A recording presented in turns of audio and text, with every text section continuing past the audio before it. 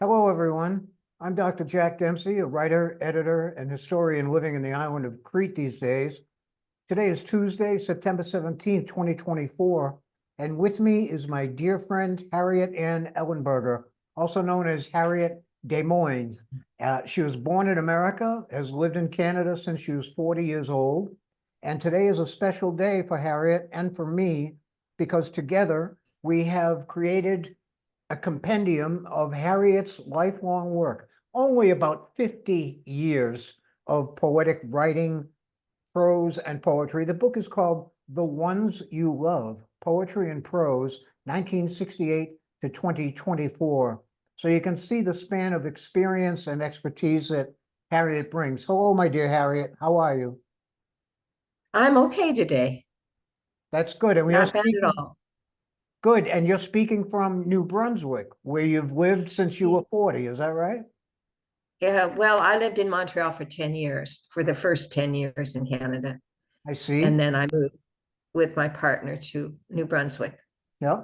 Now, you were born in the United States. Where exactly? And where did you grow up? I was born I was born in Iowa and I grew up in Des Moines, Iowa. I see. That's why I took that pen name for a Okay. while. And as I said, when you were 40 or thereabouts, you moved to Canada. I think that had to do with a marriage, a partner that you No, wanted it to live with. didn't. No, it didn't. It had to do with a business. I helped with three other women to start a bilingual feminist bookstore in Montreal called Essentiel. Yes, And that eventually went bankrupt, but I stayed in Canada because I liked it. I see. It was a relief.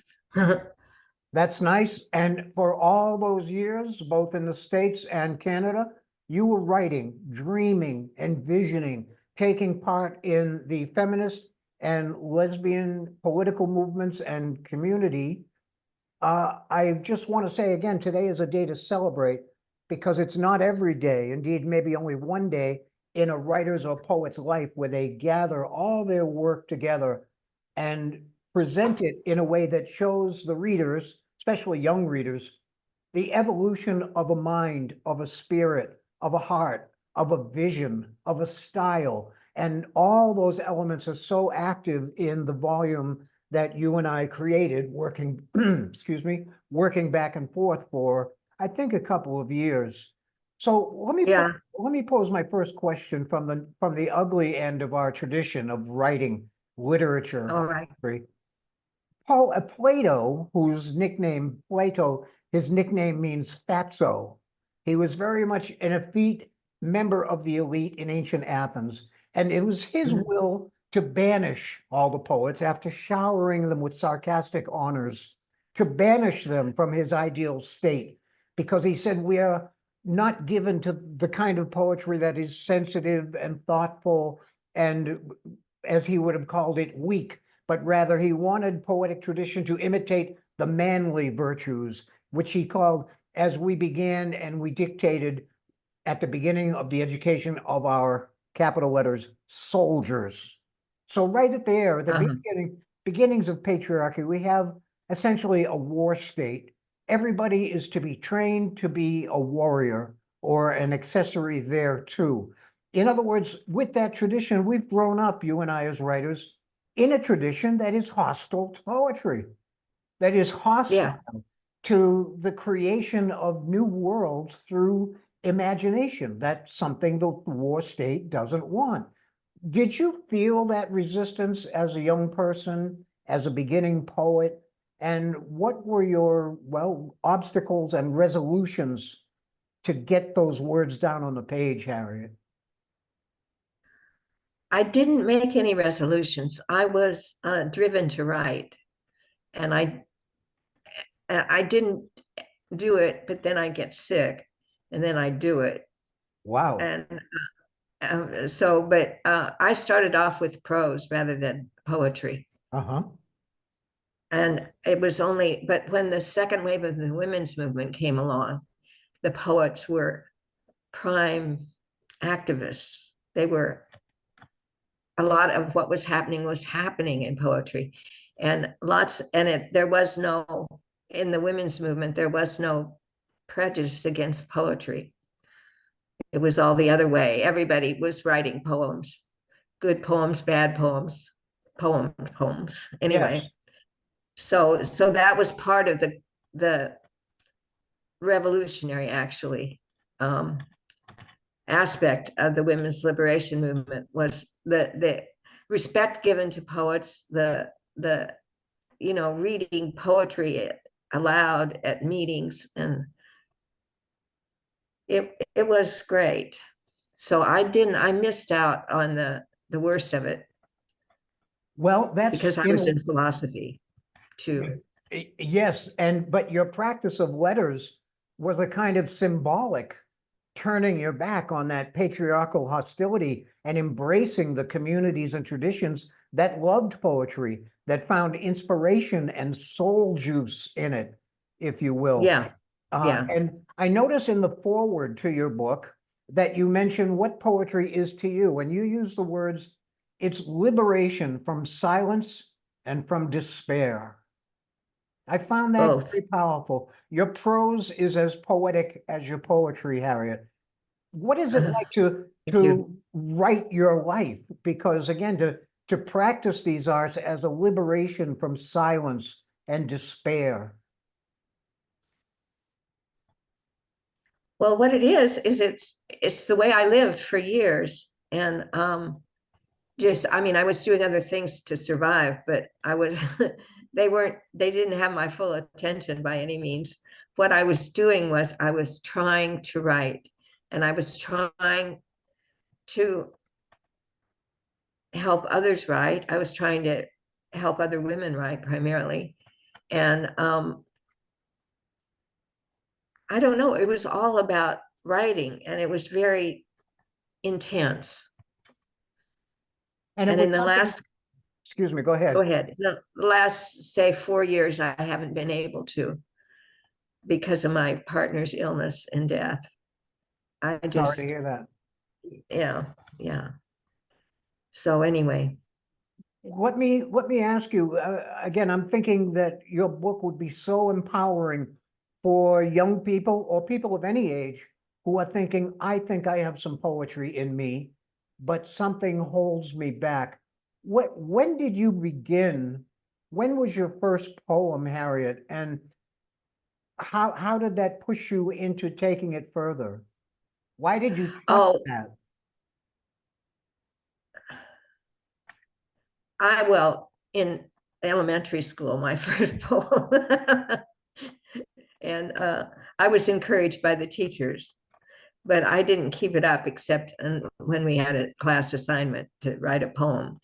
And so it was really at the Women's Center in Charlotte, North Carolina, where I moved when I left my husband. And so it was really the response of those women to me, to my poems, that made me, and to my writing in general, journal writings, theater writing, Mhm. all that.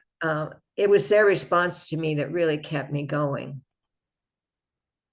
I see. Now, that speaks to me a little bit of one of the early prose pieces in your volume called The Dream is the Bridge.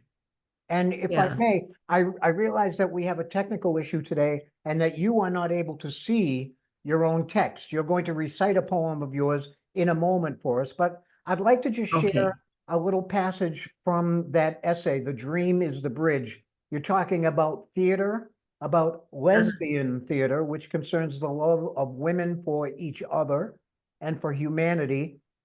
Listen to this language of yours and tell me anything that you'd like to add to about it, comment. It says there are four propositions. It doesn't say that, but let's say A, lesbians, in addition to being distinct living individuals, are a metaphor for humankind.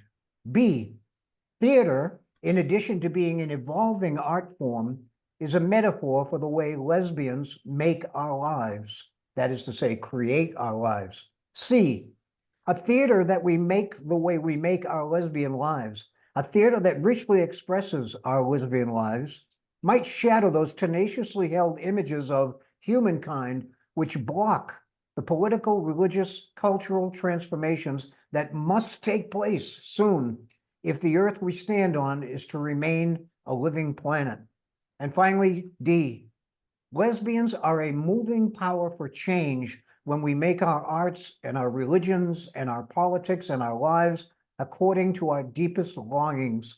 When, on the contrary, we stifle what moves us in the name of what is possible and good, quote unquote, we reinforce systematic terror. That's a powerful statement about the value of that living and that art form. Anything you'd like to Yeah. talk about that? Well, just that I kept trying to do stuff with theater because it is so powerful when it works. It Yes, often doesn't work, but when it works, it's very powerful. But I couldn't, you can't do that by yourself. You know, I yes. needed a group, I needed a theater group to be able to do it, and I didn't have that. So I gradually moved away from theater, but I think from writing about it, but I think it's incredibly powerful. And I love the passage that you selected. All So do those I. things, they were just like, yeah, expressing a great deal. Yes, and are you aware also, because I am not very much at all, but while there was, as you've already said, through the 70s, 80s, and right up till today, a powerful women's community, or if you will, lesbian community, that takes poetry and theater very seriously to feed and inspire their spirits in the midst of different kinds of darkness, ignorance, violence, oppression, the war state. Yeah. Were you aware also, is there such a thing as a male gay poetry community? Because as you paint it, the women were certainly agitating and becoming a source of great inspiration. Are you aware that there was such a male community? I'm not. I'm not I either. don't know. I don't know. I'm not either. And I think that's kind of remarkable that the lesbian and women's communities were so hospitable to the forces of our spirits as issued in poetry that bring vision and revelation even back into our midst. And I think it's Yeah. really admirable and powerful that you were part of that. You helped found the journal that is still going after 50 years called Sinister Wisdom. You were an Mhm. editor at another important journal whose name belies its importance called Trivia. And you've contributed in so many different ways, Harriet, to the practices of, well, I'm sorry for the term, but women's letters. Yeah. What do you think about when you look back on those times and even right up till today? Oh, I'm just very proud of myself, actually. That's one thing this book has done for me. When I see all this work together in one place and I start to read it through, I go, oh, this was really good. This was really good. And what I think, see, a lot of that, uh, there's been a huge backlash against the women's community and women's liberation movements and so on and so forth. And I don't think it is like it used to be by any means, but I'm still proud. I mean,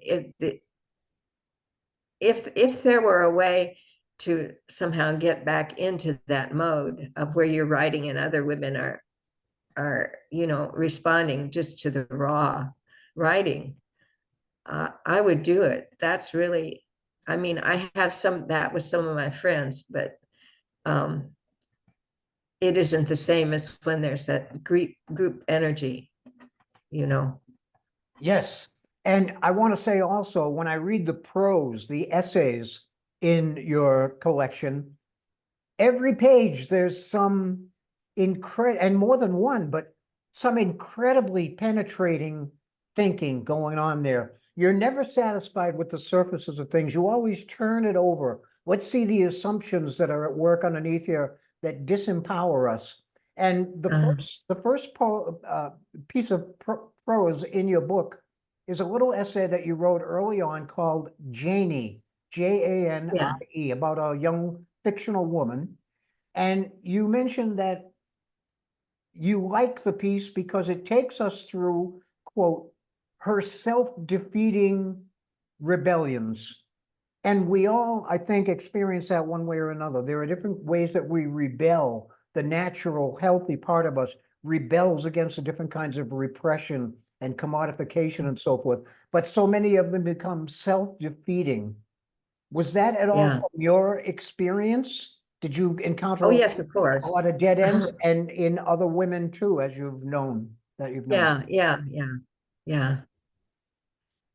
That Well, was very much my experience. it's a really powerful antidote and medicine and curative for that kind of thing. What would you think are some of the most self-defeating uh, rebellions that people fall into? If you were speaking to young poets nowadays who are getting angry while they're so discouraged. Oh, just the addiction. Addiction is a big one. That when you're, you know, it seems to go with creativity at heightened vulnerability to addiction. And Yes.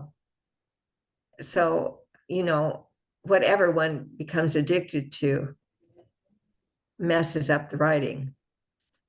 Yes. And Go ahead. Yep. that's the best thing, I think. And then the other thing is joining movements without understanding what is going to be required of you. In other words, with I'm going along and then being shanghaied almost when the inevitable punishment starts coming down on you.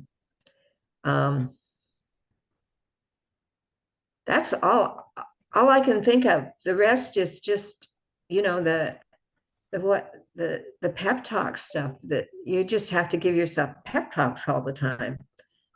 Pep Yes. talks. Yes. and so uh, it's not easy, but it's also very much worth it. That's all I can say. Yes, and I think you said something so important that these different forms of addiction, they don't necessarily have to be chemical or drugs or alcohol or some other substantive kind of thing. It could be an addiction to anger, an addiction to Yeah, infighting within a movement. You said that yeah, your problems with being part of a movement is that there's so much infighting. And yeah, these are definite places where poets can get stymied either by pain that is too much and they want to escape from it, or from ideologies that try to contain them in a box. oh yes, oh yes, both those things are true. Both those things are true, Yes. I think. Well, would you like to recite your poem called Desire, spoken under a night sky? Give people a All little right, taste of the work that's in there? all right, this is a very short one. Sure. Desire spoken under a night sky. May the earth live, may we live on the earth. May love in our life flower, may the transformation be realized. May it be stone that we stand on, may winds bring us fast moving thought. May our heart bathe in salt waters, may spiral galaxies light our way home. That's Beautiful. pretty big. Yes, it's a prayer. It's a prayer for lifting oneself up Yeah. and moving to a better place that is more creative, more in touch with one's own feelings, more in touch with nature. Uh, Yeah. and it seems to me also that nature is maybe your biggest of all inspirations. So many of your poems are intimately linked with, speak for, or are about natural objects, natural forces. You agree? Mhm. What's going on Yes. there? Yes. Yeah. That's nature doesn't let you down, you know. you can be disillusioned with movements if you want to be, or I got overly disillusioned, but anyway, you can be disillusioned with yourself even, but nature is there and hurting, but magnificent, always magnificent in some way, Mhm. and always interesting and always a teacher. And that has been one of your main sustenances over your Yeah. career. As I go through the book too, I keep coming back to this relationship you have with the natural world and this sympathetic vibration that generates so much beautiful language. Oh, good. Oh, good. Okay.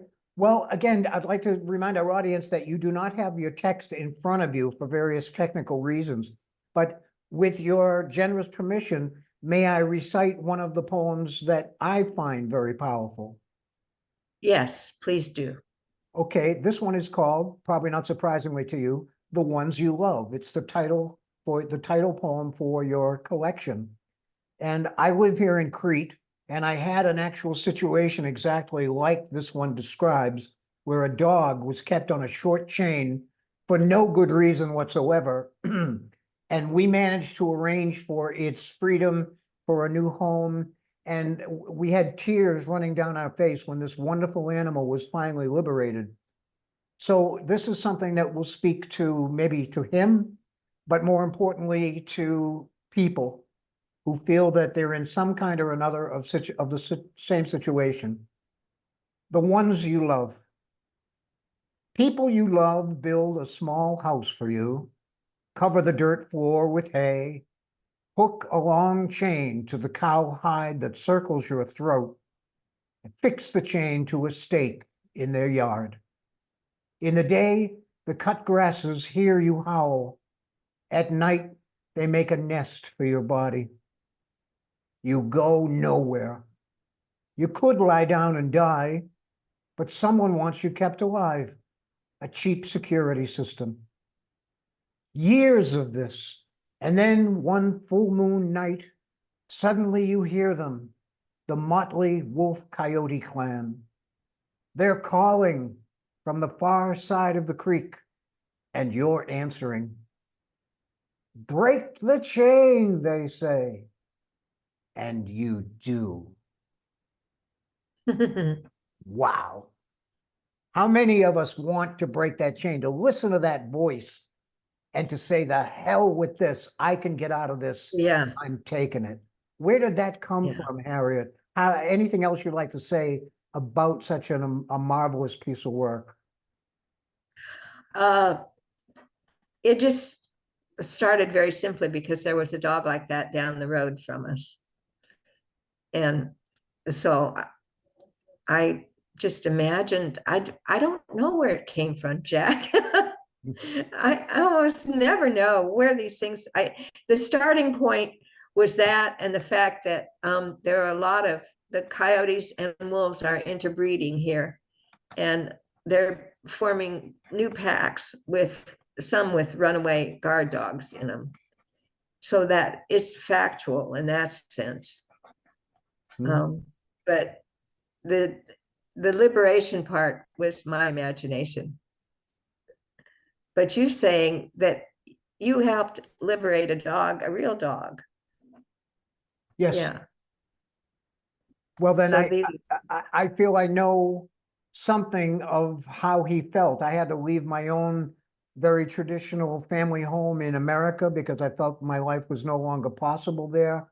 And it was yeah, very much a matter of breaking a chain, which required me also to remove my own heart and to say, I'm sorry, but I can't sustain this anymore. It takes yeah, a painful confrontation with the false limitations that are placed on us to really be yeah. free. You couldn't have said it better. Well, that's exactly what that poem means. Well, So anyway, I'm glad. And again, my greatest wish is that people of all ages who are struggling to find their voice, their courage to put down and believe in their own language and words, observations and feelings, are going to take a lot of inspiration from your courage and from your achievements, Harriet. Thank you. Can we say something about that? If they contact me at my email address, I will send them a free copy of this book. Sure. Why don't you repeat that? The book is called The Ones You Love, Poetry and Prose, 1968 to 2004. And Harriet, your email address, 2024. excuse me, yes, 2024. And Harriet, your email address for people to contact you? Okay, it's a.k.a. Desmoines, a.k.a. Desmoines @gmail.com. Okay. A.k.a. DESMOINES @gmail.com. Gmail.com. Okay. And And well, go ahead. I specifically want this book to be free and to be passed on from person to person because it was not a commercial endeavor to begin with. It is all about freedom. And I believe strongly enough in the writing in this book that I want to give it to people. I want them to have it, to have the chance to read it on their own. That's all. Wow. Well, that's another extraordinary aspect of you and your work as a poet, Harriet, because people are lining up to try to get their books published by poetry presses and other publishers. They're being treated with ignorance, with contempt, with objectification. And for you to just walk around that and not ask for money, but rather to want to circulate this like a medicine. As Rumi said, free medicine for everybody. I think that's a tremendous gesture. Okay. Thank you. I'm glad you understand. Sure, I hope to. And at the end of our broadcast, or near the end, I'll be timing us.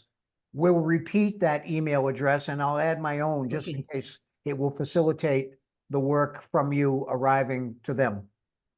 Okay, great. Okay. May I read another one, a short one? Please do. Okay. I'm a real believer, as I sometimes ultimately think of myself as a poet, because I try to bring out the poetry in the fiction and nonfiction that I have published. And You do it. and I feel a great sympathy with minds such as the women's and lesbian communities that conceive or that perceive that where we are, we're in a war state.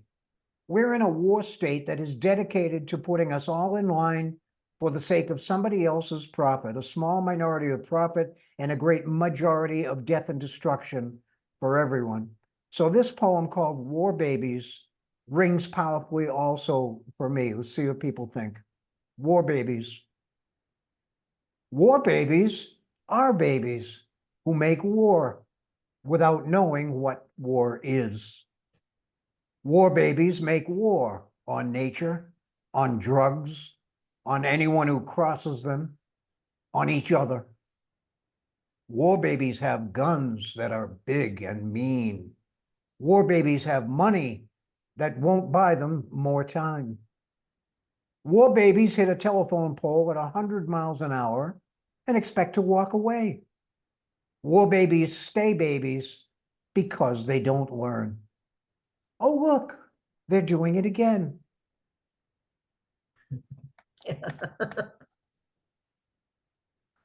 I just love the touch in that very last line. It couldn't be more of a horrific and tragic situation that's going on again and again and again.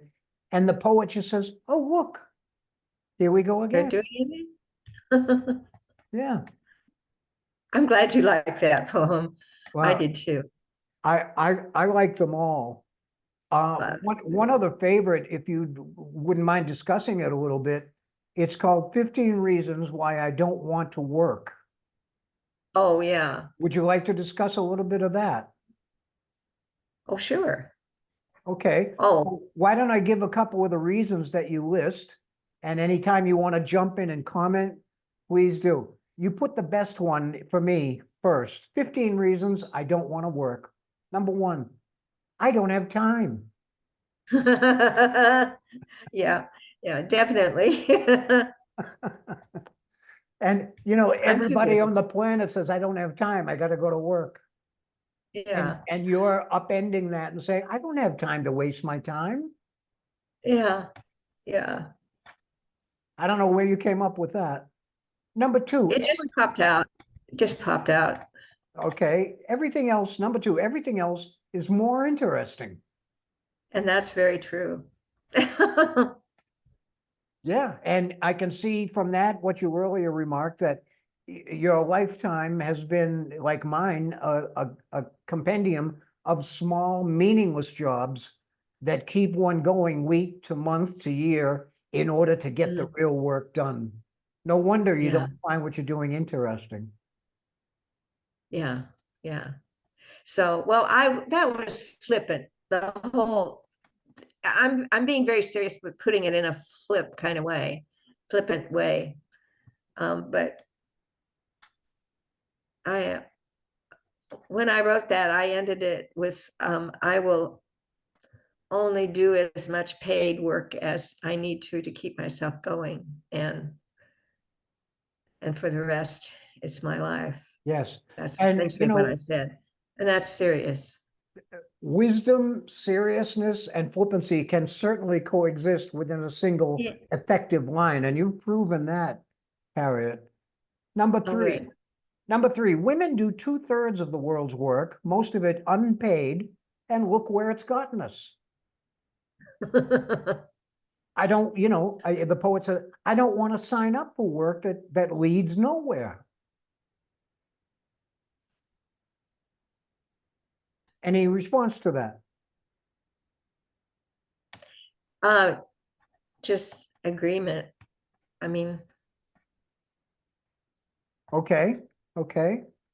I Uh, Number four, there must be a better way to survive. And let's see, I just want to grab a couple of the others ones. 13, when you work in an office or school or store or factory or fast food restaurant, you forget that life is an adventure. I would just like to agree that it's as if you're being encouraged to forget that and to stay a drone. yeah, yeah, definitely. And it's really hard on people, as you know, Yes, as we all know. yes. And the 15th reason I hope would uplift and inspire and give perspective to, again, your many followers, that 15, I hate to be bossed. Nothing That's so true. unhealthy about that. Nothing unhealthy about that. You're trying to make your own No, way in the world. You don't need to be told what to do, yeah, right? But right. you fill all this subversion, Harriet, with so many smiles, with so many liberating perceptions. Let me point out another quote of yours from a piece in here called Notes for a Magazine. You say, Okay. quote, consciousness is our greatest strength. Wonderful line. What makes you say so? Consciousness is our greatest strength. Because consciousness of who's doing what to whom when is essential in order to make your way in the world. It's you know it's Yes, without that consciousness, and without the consciousness that there is much beyond what we're being told, much beyond what we're being let loose in. yes. And as our mutual poet and historian friend Barbara Mor, MOR, once said, we're told to live in a reality of 3 dimensions, but physics is telling us there are at least 16 dimensions. Why are we being Uh-huh. told that we need pay no attention to the entirety of being? Exactly. Exactly. And poetry is a way of getting into the background, to use Mary Daly's phrase, and into those other dimensions. You you wind up far from home when you Yes, write poetry. yes. As our time begins to wane down, we've got about 4.5 minutes left. Should we Okay. should we try a couple more poems? And if Yeah. you'd like to, there are definitely other topics that you are most welcome to comment upon. I have one observation that you have written the most eloquent single syllable line of poetry I've ever seen. It's in a compendium called Tongues of Fire, where you write Uh-huh. so deeply and in such a felt way about your lesbian relationship with a woman that it was deeply wonderful for you, and then it came apart. But there was a moment where you're describing the two of you making love, and the poem's title is "I Taste You," and that one Uh-huh. syllable line is simply, "Oh," that one syllable. Oh, yeah. "Oh." I've never seen anything like it. Two, Really? no, two letters that express so much surprise, awe, engagement. It just, what was I thinking? Oh, it just blows me away, Harriet. What can I say? Well, I'm glad and I'm surprised Why? because I wondered if that poem was good or not. Now, see, I can't tell about my own work sometimes. Yeah, we do get snowblind, as we call it, working so hard to make every word pull its weight. Let me Yeah. share one of a somewhat typical compositions in your poetry. What we mentioned, your deep relationship with nature, your turning to nature as a teacher and as a wisdom source and as a healer. Yeah. This is called Prayer to the Whales Who Come to Tadoussac, Quebec. I remember Okay. you, dying erotic poets of the sea, surrounding the whale watch boats, singing. Windburned in fog and in pain, I sent up my silent love calls to you. Oh, come. Oh, live. Oh, let me caress your mind. We share a mortal enemy, unnatural man. Yet you surround his boats, singing, teach me to do the same. Yeah. It's a cry of the human soul. It's what we're all, I think, asking for, whether we know it or not. That Yeah. nature is the great source of our life, our wisdom, and our healing and our hope and possibility. And yet it's maybe the last things we're ever asked to consider. Yeah. I Well. think I think it's funny, Harriet, that there's a lot of silence in your responses, and yet you're the speaker. You're the poet. And well, I guess maybe you're not sure what to say. We have less than a minute. Can I close with one other poem, your final one, Being Here Now? Yeah. Okay. Is there anything else? Remember, a.k.a. Desmoines, a.k.a. Desmoines at Gmail, if you'd like to have a free copy of Harriet Ellenberger's The Ones You Love. We may even get cut off here, Harriet, but I want to thank you from the bottom of my heart for this conversation today. Thank you, Jack. Thank you. Being here now, as Earth warms and her ice fields melt, and the skeletal bones of her crust shift, and her hot core hooks up something new, human structures collapse along with the Siberian permafrost. Being here is like